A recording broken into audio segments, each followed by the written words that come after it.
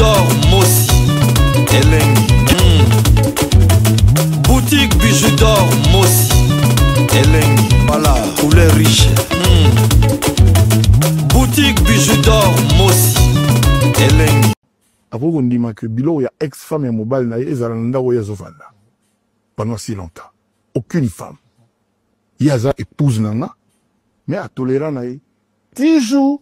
Toyoki que à outina ndego na comme na maman Brigitte que je salue. Azwa biloko na. Mais namba sauté la vidéo mon a l'air mon maman azola sa message na mutu na biso mo sauté la vidéo azola sa message ndenge ba komela ki mais à côté na lupango te batie la biloko ka libanda. Ça c'était le détail. Balonga pe na lobi non na balabala nga na dingi pété. Batie ata na limite ya porte ça ni balabala awa lupango awa na mo ngam na lobali ba diffuser mo voilà et c'est ce qui fut fait. Est-ce que ça ma façon ya dire vous Maman bana na yo comme tina niveau wana na niveau yo zana attaquer ambassadeur botia biloko ne quelque part pourquoi pas batwa koko tana ndap na yo bazu biloko ne babimi na ke batia ngo quelque part on est souhait na de monte na moi ngala diga ba décision zanga tina te souhait na aucune femme avant on dit que biloko ya ex-femme et mobile na ezalanda oya zovanda pendant si longtemps aucune femme yaza épouse nana mais à tolérer na toujours toyoki que à outina ndego na comme na maman Brigitte que je salue azwa biloko na. Mais namba sauté la vidéo mon a l'air mon maman azola sa message na mutu na biso mo sauté la vidéo azola sa message ndenge ba komela ki non sini atini kofi alongola kombo ya mwana na ye mais il faut être malade a osala on a intérêt nini yaza ennemi ya mwana kofi moko te banda ye aya bana to vanda na ye nde na komo vanda na oseka na ba Manolo na ba Diego na ba Oki na bana nanga nyonso tu banda ye aya parce que ye muta posa question mais nini bana ne wana na yoka kabwe na bobo na pole na pesa Nzambe merci Noël moko il fallait tous à la bisoni surtout yota ko leka bomona ba image to ki na en rouge par empêchement ka boba na loi ba Diego ba champion ba Rocky ba comme dire moi ba Gaïa donc mais Azana exprime c'est l'ami de Minou c'est l'ami de Kenaya bana na tout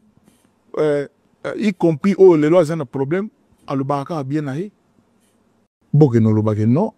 sini atini kofi alongola kombo ya mwana na ye mais il faut être malade a osala on a intérêt nini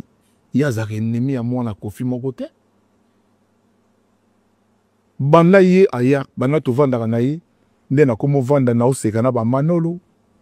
na ba Diego na ba Oki na bana nanga nyonso tu banda ye aya parce que ye muta posa question mais nini bana ne wana na yoka kabwe na bobo na pole na pesa Nzambe merci Noël moko il fallait tous à la bisoni surtout yota ko leka bomona ba image to ki na en rouge par empêchement ka boba na loi ba Diego ba champion ba Rocky ba comme dire moi ba Gaïa donc mais